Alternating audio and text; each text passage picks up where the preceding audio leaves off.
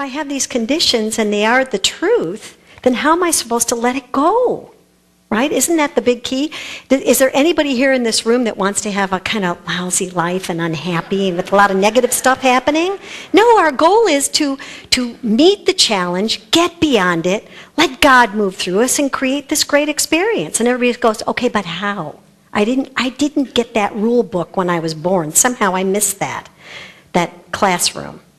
Well, the thing is, this teaching tells us that there is a life beyond the life you're living right now. And it's also very formulaic, isn't it? It says there is a method to living. There is a code to the universe. But in order for it to happen, you have to acknowledge it and you have to follow through on it. And the code says that for everything that you think and everything that you acknowledge, you create according to your thinking. Now someone can say, but I've been thinking all along I want good things to happen and it's not happening.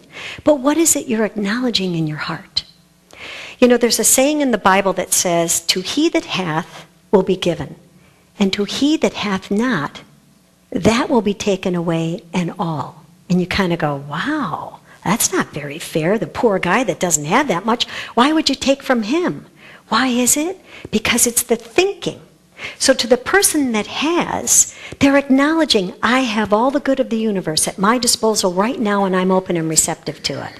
How about trying that with me? I am open and receptive to all the good of the universe. Bring it on.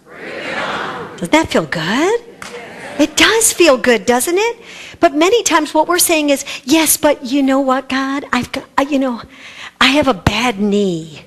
You know what, I don't have the job of my dreams, or the man that I really want hasn't showed up yet. So we tell God all about the limitations. So what the he that hath and he that hath not, what that's about is what we are declaring is our truth is the truth for us at that moment. And because we are acknowledging lack and very little, right, the universe says that's what you will manifest more of, because every demonstration is a perfect demonstration. Every single one, everything that shows up is perfect. So the perfectness is you've perfectly manifested lack. So if you can do that, you can do greater, right? You can do better things. So what is it a matter of? It's a matter of acknowledging, what is it that I'm desiring? Remember that the truth that we're knowing is not our truth. It's the truth of God that we're discovering through us. And how do we discover that? By getting quiet, by going still, by going within and saying, I am acknowledging there is a wealth in this universe. There is a joy and a love and a boundless supply, and it's mine now. When you declare that and when you acknowledge that, the universe supports that. I'm going to tell you a little story. Some of my Ireland friends may have heard this story, but it's very apropos to now. In fact, it came to me yesterday. I'm like, of course, I can use that story. When we traveled in Ireland, we had a particular route that we were going. And at the end, we ended at a retreat center. But my trip didn't end there because I made it my goal that we were so close to where my grandparents had lived and were born that I said, oh my gosh, I got to get there. I got to get there. I thought, well, it'll be a piece of cake. When we were at our little destination and I had to figure out how to get to County Armagh, it was a little more challenging than I realized. First of all, the guy at the desk at our retreat, I was like, what would you want to go there for? My God, the IRA's up there. They use a different currency. You got to take 3 buses. And I'm like, oh. So I started awfulizing with him. You know how you do that? People start telling you all the reasons why whatever you want isn't going to succeed. You start doing the same thing, right? So I said, oh gosh. So lo and behold, a little gal walks out from the back and she goes, what are you talking about? Of course you got to go to County Armagh. You got to go see where your grandparents were. It's easy. You take the bus to Dublin. You take the bus from Dublin to Newry, and you take from Newry. I'm like, oh, okay, all right. So I thought, well, you know what? If I have to go by myself, I'm going. Because it looked like I was going to go by myself. But lo and behold, that night, 3 other travelers said, guess what? We're going to go with you. I'm like, hot dog. I got to tell you, I don't really know where I'm going. So this is an adventure. And it was. I thought, jeepers. Okay, so we take the bus to Dublin. And we're in Dublin, and we're going to go to Newry. And we're in Newry. And I'm asking the guy that sells the tickets like 50,000 questions because I'm like, jeepers, I have this little thing of research that I left in the United States about my grandparents. So I thought I'm just kind of, it was Bestbrook and it was by middle something. And the guy goes, so as I'm asking him all these questions and he's kind of thinking, you know what he's thinking? He's thinking, oh, this American girl is here, she's going to find her grandparents. You know, it's like, and I see this guy in the corner of my eye, and he's like fussing because he wants to buy his ticket. So I said, oh, you know what? Why don't you take care of him first, because I still have about 50 more questions. So we let him go, and the guy goes, well, thank you.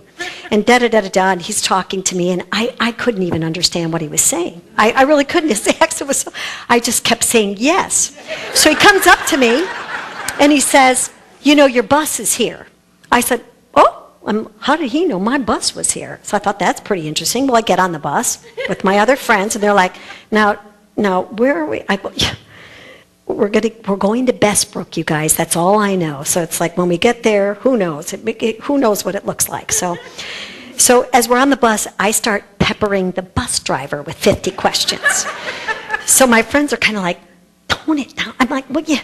I'm like, well, what about this? And finally he looks over at me and goes, why don't you ask these lads behind you, because they're going to Bestbrook and they live there. So I turn around and I go, oh, it's you. And it's the guy I let go in line ahead of me. So he's on the bus. He goes, well, you know what? We decided you were so nice to let us get in line ahead of you and buy your tickets. We volunteered our friend Brian here to take you all through Bestbrook. Like, well, hot dog. So, and here's Brian looking, and I mean this in the most loving way. He looked just like a leprechaun. I'm like, this is a sign from God. It was amazing. Here's this man standing there with his hat in his hand. He's like, I'd be happy to take you around. So we're like, holy cow. So he takes us all through the town. He knows all about the mill and da-da-da-da-da. So he takes us down this one road. I got to share this part. This is an aside to the story. An aside to the aside. So we're walking down. He goes, now I tell him, you know, my grandparents both worked at the linen mill, blah, blah, blah. And he goes, I want you to walk down this little path right here. He goes, but make sure to hang on to the rails. So I do, because I'm thinking, am I going to fall in the river here? Or does this thing drop out from under you? Or what? So I'm holding on to the rail, and I'm pretending like I'm walking to the mill. And I come back, and he goes, I want you to think about this. He goes, your grandparents walked on that path every day going to the mill, and you just shared the same path with them. My hairs were standing on end. I said, holy cow, Brian, if you weren't a godsend. So it was a wonderful story. I mean, it was a wonderful trip. We got to have lunch with him. He told us all about the town. The gal in the library was related to my cousins, and God, you just couldn't even believe it. But the moral of that story is, had I listened to everybody, I would have missed out on that experience. And I would have said, oh, you know, it's different currency, it's different this, it's, you know, oh, it's too hard, the treks, I don't know where I'm going, and plus I got 3 people that I'm going to lead into the drink with me, and oh, wouldn't that be horrible? And so, you know, we can let our conditions stop us, can't we? What this teaching asks us to do is to tell the truth, the real truth, to the condition that we're experiencing. If you have a health challenge, you acknowledge perfect health. That's what experience is. And you stay in that presence. When you are in that centered, focused idea, there is nothing that is bigger than God. There is no obstacle bigger than God. God's not going to show up more when you get the job or the boyfriend or make it to Bestbrook than God was 10 minutes before you left, right? There's always enough of God. We need to call on it, impart it into our consciousness, create patterns of thought that actually create the thing that we want to experience in our life. Right? Don't just desire, because then what do you manifest? More desire, right? Know the truth. Remember, we're not getting anything anyhow. We're just knowing. It already exists. We just need to acknowledge it, be open and receptive to it. So stay centered in that oneness, stay centered in that truth, and know that whatever you acknowledge as your truth, as God's truth for you, for the best for you, the universe will supply you with all the love, the energy, the courage, and the strength to keep on going. Remember, Every tomorrow is created by the thoughts that we think today. So choose wisely. And so it is. Thank you so much. Thank you.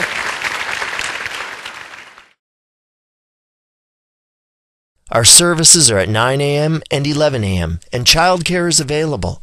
Please join us. If you enjoy these messages and would like to make a donation to our center, please visit our website at redondocsl.org. Thank you for your support of this ministry.